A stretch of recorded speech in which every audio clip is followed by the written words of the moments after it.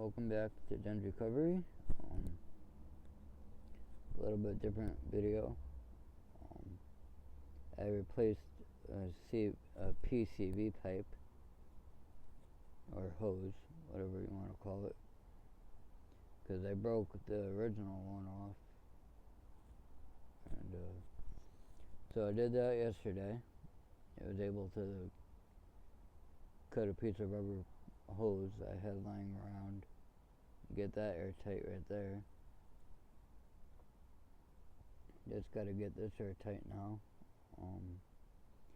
And a couple people told me a rubber piece was holding us in, but I didn't see a rubber piece or feel any rubber piece when I was in there with a pick.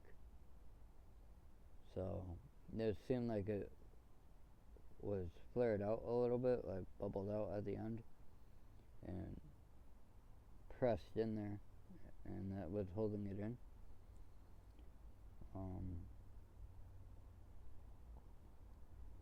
But yeah, I got that all situated right there. Just gotta JB weld that up, get that airtight. Put that alternator in about a week or two ago. And now my dilemma is figuring out where that piece goes, because I broke this piece off here at the end there, and that comes out, I think it comes out somewhere like that, and a rubber hose connects to that and goes into that piece,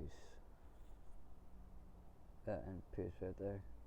So the only problem is I forgot where it went. So if anyone has any suggestions or knows more about 350 engines, please leave a comment down below and offer suggestions, because they are welcomed. And yeah, that's it. And have a good day, and God bless. I'll see you in the next video.